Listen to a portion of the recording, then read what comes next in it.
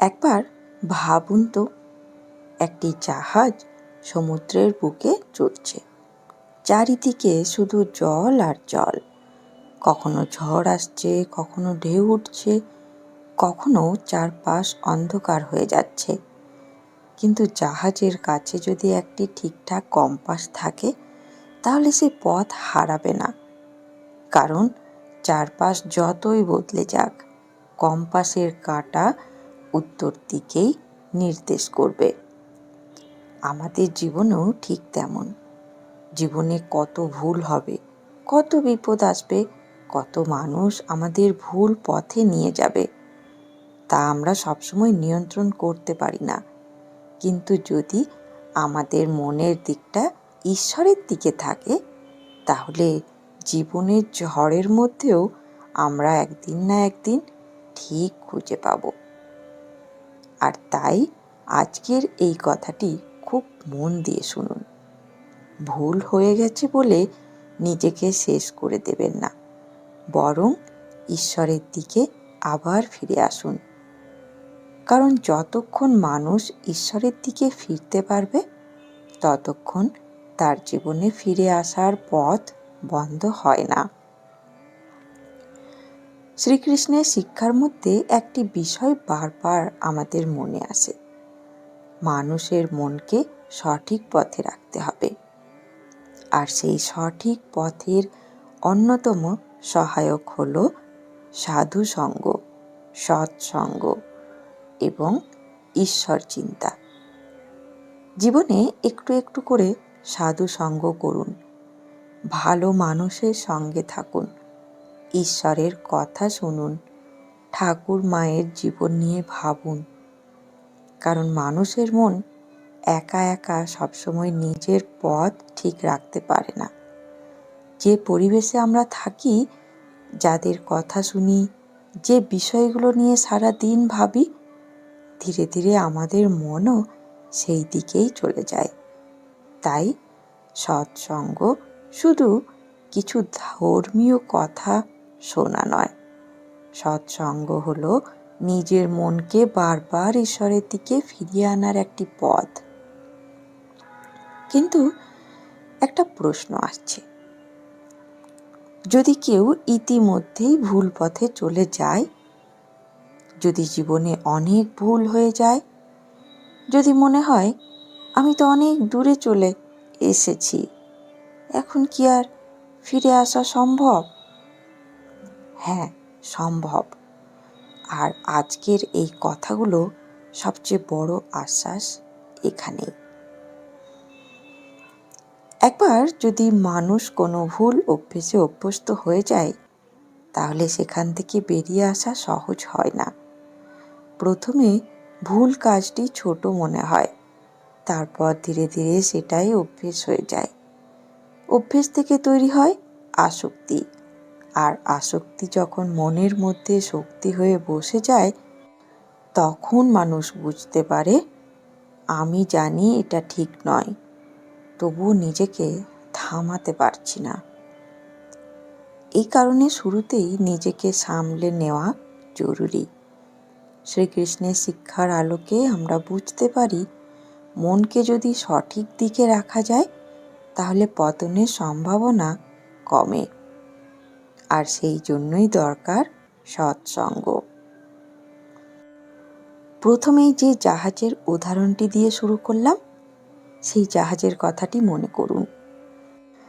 জাহাজ কোথায় যাচ্ছে সেটা শুধু জাহাজের গতি দিয়ে বোঝা যায় না, তার দিক ঠিক আছে কিনা সেটাও দেখতে হবে। জীবনেও ঠিক তাই। আপনি খুব দ্রুত এগোচ্ছেন, কিন্তু কোন দিকে? আপনার অনেক টাকা হচ্ছে, কিন্তু মন শান্ত হচ্ছে কি? আপনি অনেক মানুষের সঙ্গে পরিচিত হচ্ছেন, কিন্তু ঈশ্বরের সঙ্গে আপনার সম্পর্ক বাড়ছে কি? আপনি জীবনে অনেক কিছু অর্জন করছেন, কিন্তু নিজের ভেতরটাকে হারিয়ে ফেলছেন না তো? এই প্রশ্নগুলো আমাদের নিজেদের করতে হবে। কারণ জীবনে শুধু গতি থাকলেই হবে না, দিকটাও থাকতে হবে। মানুষের মন যদি ঈশ্বরের দিকে থাকে, তাহলে বিপদের মধ্যেও তার ভেতরে একটি আশ্রয় থাকে। দুঃখ আসবে, অপমান আসবে, কেউ আপনাকে ভুল বুঝবে, কখনো অর্থের সমস্যা হবে, কখনো কাছের মানুষ দূরে চলে যাবে, কখনো এমন দিনও আসবে যখন মনে হবে আমার পাশে কেউ নেই। কিন্তু সেই মুহূর্তে যদি অন্তরের মধ্যে একটি বিশ্বাস থাকে ঠাকুর আছেন, তাহলে মানুষ সম্পূর্ণ একা হয়ে যায় না। কারণ ঈশ্বরের স্মরণ মানুষের ভেতরে একটি অদৃশ্য শক্তি তৈরি করে। এবার একটি খুব সুন্দর উদাহরণ দিয়ে বোঝার চেষ্টা করি। একটি চিঠি লিখেছেন আপনি। চিঠিটি পৌঁছবে কোথায়? চিঠির খামটি যতই সুন্দর হোক, ডাক বাক্স যত বড়ই হোক, ঠিকানা ভুল হলে চিঠি ঠিক জায়গায় পৌঁছবে না। কিন্তু ঠিকানা যদি সঠিক হয়, তাহলে ছোট ডাক বক্সেও চিঠিটি ফেললে চিঠিটি তার গন্তব্যের দিকে এগিয়ে যাবে। আমাদের প্রার্থনাও ঠিক তেমন। আমরা ঈশ্বরের কাছে কত বড় বড় কথা বললাম, এটা আসল নয়। আমাদের অন্তরের ঠিকানা ঠিক আছে কি না সেটাই আসল। ঈশ্বরের ঠিকানা কি? ঈশ্বরের ঠিকানা হলো ভক্তি, বিশ্বাস, সরলতা, আকুলতা আর আত্মসমর্পণ। আমরা হয়তো সুন্দর করে প্রার্থনা করতে পারি না, সংস্কৃত মন্ত্র উচ্চারণ করতে পারি না, অনেক শাস্ত্র পড়াই হয়নি।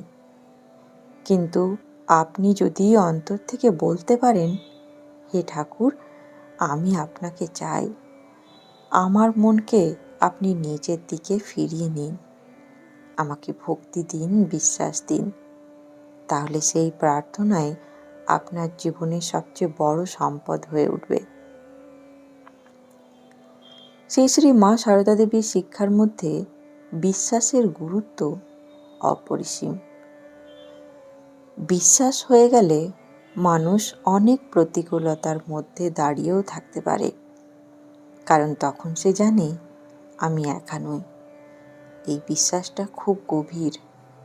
এটা শুধু মুখে বলা নয়, এটা এমন এক বিশ্বাস যা দুঃখের সময়ও মানুষকে ধরে রাখে। যখন সব দরজা বন্ধ মনে হয়, তখনও সে ভাবে একটা দরজা নিশ্চয়ই আছে, যেটা আমি দেখতে পাচ্ছি না। এই বিশ্বাসই মানুষকে ভেঙে পড়তে দেয় না। আমাদের সবচেয়ে বড় ভুল কি জানেন? আমরা অনেকেই একটা ভুল প্রায়ই করি। আমরা ভাবি আমি এত ভুল করেছি, ঈশ্বর কি আমাকে গ্রহণ করবেন? আমি এত পাপ করছি, আমার কি আর ঈশ্বর লাভ সম্ভব? আমার জীবন তো নষ্ট হয়ে গেছে।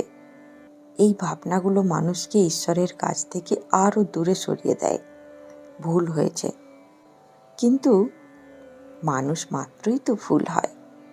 ভুলকে আঁকড়ে ধরে বসে থাকা আর ভুল বুঝে ঈশ্বরের দিকে ফিরে আসা, এই দুটির মধ্যে আকাশ পাতাল পার্থক্য। শ্রী শ্রী মা সারদা দেবীর শিক্ষার একটি গভীর ভাব হলো, অতীতের ভুলের হিসেব নিয়ে বসে থেকো না, সরলভাবে ঠাকুরের চরণে মন দাও। কি অসাধারণ আশ্বাস! আমরা কত সময় অতীতের কথা ভেবে নষ্ট করি। ওই কাজটা কেন করলাম না, ওই মানুষটাকে কেন বিশ্বাস করলাম, ওই ভুলটা কেন করলাম, আমি যদি সেদিন অন্য সিদ্ধান্ত নিতাম। কিন্তু অতীতের দরজা আমরা আর খুলতে পারি না। আমরা শুধু আজকের দরজাটা খুলতে পারি, আর সেই দরজা দিয়ে ঈশ্বরের দিকে হাঁটা শুরু করতে পারি। তাই অতীত নয়, আজকের সিদ্ধান্ত। আপনি আজ কি করছেন সেটাই গুরুত্বপূর্ণ। আজ আপনি যদি একটি নাম স্মরণ করেন, আজ যদি কয়েক মিনিট মায়ের ঠাকুরের কথা ভাবেন, আজ যদি একটি অন্যায় কাজ থেকে নিজেকে সরিয়ে নেন, আজ যদি কারুর প্রতি একটু ভালো ব্যবহার করেন, আজ যদি নিজের ভুলের জন্য আন্তরিকভাবে ঈশ্বরের কাছে ক্ষমা চান, তাহলে আজকের দিনটাই আপনার জীবনের নতুন শুরু হতে পারে। আমি পারি না। অনেকেই বলেন, আমি জপ করতে পারি না, ধ্যান করতে পারি না, মন এক জায়গায় থাকে না, আমার মন খুব অশান্ত। তাহলে কি করবেন? খুব সহজভাবে শুরু করুন। মন না বসলেও নাম করুন। মন না চাইলেও একবার ঠাকুরকে ডাকুন।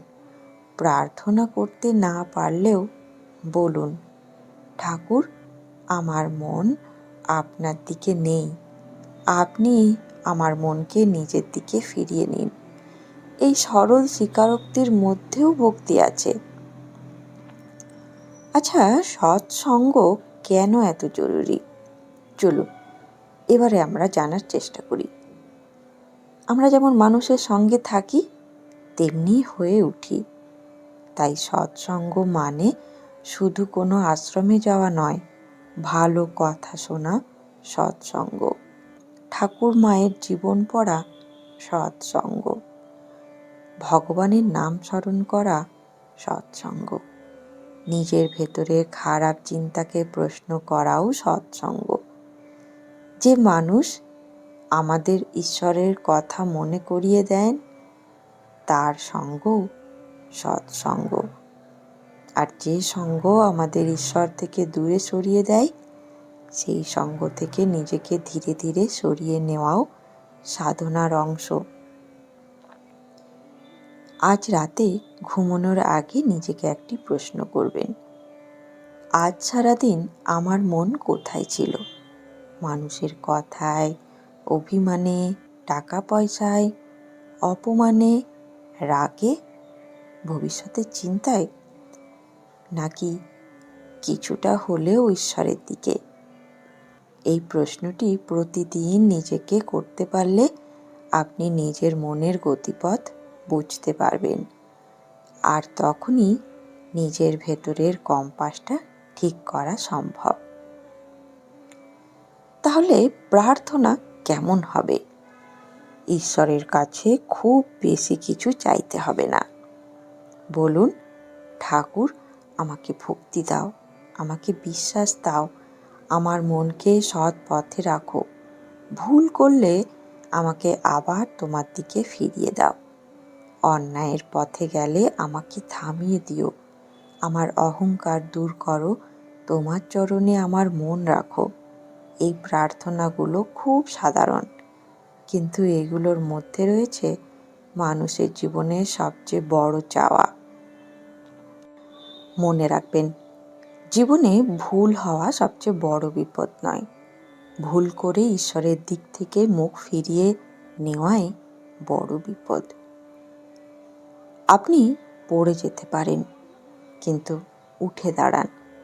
আপনি ভুল করতে পারেন, কিন্তু ভুল বুঝে ফিরে আসুন। আপনি দুর্বল হয়ে যেতেই পারেন, কিন্তু ঠাকুরের কাছে বলুন, আমি পারছি না, আপনি আমাকে ধরে রাখুন। শ্রী শ্রী ঠাকুরের জীবনের দিকে তাকালে আমরা দেখি মানুষকে ঈশ্বরের দিকে ফিরিয়ে দেওয়াই ছিল তার জীবনের অন্যতম প্রধান শিক্ষা। আর মা সারদা দেবী যেন সেই আশ্রয়কে আরও সহজ করে আমাদের সামনে রেখেছেন। তাই অতীতের পাপ পুণ্যের হিসেব নিয়ে সারাক্ষণ ভয় পাবেন না, নিজেকে ঘৃণা করবেন না, বরং নিজের ভুল স্বীকার করে বলুন, ঠাকুর, আমি আপনার শরণ নিয়েছি, আমার মনকে আপনি সঠিক পথে রাখুন। এই আত্মসমর্পণের মধ্যে যে শান্তি আছে তা পৃথিবীর কোনো সম্পদ দিয়ে কেনা যায় না। আজকের ভিডিও শেষ করার আগে শুধু একটি কথা মনে রাখবেন, জাহাজের চারপাশে ঝড় থাকলেও কম্পাস যদি উত্তর দেখায়, জাহাজ পথ খুঁজে নেয়। আপনার জীবনেও ঝড় আসবে, কখনো দুঃখ আসবে, কখনো অপমান আসবে, কখনো ভুল হবে, কখনো মনে হবে সব শেষ। কিন্তু আপনার অন্তরের কম্পাস যদি ঈশ্বরের দিকে থাকে, তাহলে আপনি পথ হারালেও আবার ফিরে আসতে পারবেন। আর আপনার প্রার্থনার ঠিকানা যদি হয় ভক্তি, বিশ্বাস, সরলতা এবং আকুলতা, তাহলে সেই প্রার্থনা কখনো বৃথা যায় না। তাই আজ থেকে নিজের জীবনকে একটু অন্যভাবে দেখুন। প্রতিদিন একটু সৎসঙ্গ করুন, প্রতিদিন একটু ঈশ্বর চিন্তা করুন। নিজের ভুলের জন্য অনুতপ্ত হন, কিন্তু অতীতের ভুলকে আঁকড়ে ধরে বসে থাকবেন না। ঠাকুরের চরণে মন দিন, মায়ের ওপর বিশ্বাস রাখুন, আর প্রতিদিন অন্তর থেকে বলুন, ঠাকুর আমাকে ভক্তি দাও, আমাকে বিশ্বাস দাও, আমার মনকে তোমার দিকে রাখো। আমি যেন ভুল পথে গেলেও আবার তোমার কাছেই ফিরে আসতে পারি। মনে রাখবেন, ঠাকুর একমাত্র রক্ষাকর্তা। এই কথাটি ভুলবেন না। কারণ জীবনে আমরা অনেক কিছু ভুলে যেতে পারি, অনেক কিছু হারিয়ে ফেলতে পারি, কিন্তু যদি ঈশ্বরকে আঁকড়ে ধরে থাকতে পারি, তাহলে সব হারিয়েও একদিন আবার সব কিছু খুঁজে পাওয়ার পথ খুলে যায়। তাই নিজের মনের ঠিকানা বদলাবেন না। জীবন যত দূরেই নিয়ে যাক, মনের ঠিকানা যেন থাকে সেই চরণেই। ধন্যবাদ, ভালো থাকবেন। আজকের ভিডিওটি কেমন লাগলো কমেন্টে জানাতে ভুলবেন না। ভিডিওটি ভালো লাগলে ভিডিওটিকে একটি লাইক, শেয়ার এবং চ্যানেলটিকে সাবস্ক্রাইব করে নেবার অনুরোধ রইল, যাতে ঠাকুর, মা ও স্বামীজির এই বাণী আপনার কাছেও সবার প্রথমে পৌঁছে যায়। ভালো থাকবেন। জয় ঠাকুর, জয় মা, জয় স্বামীজি।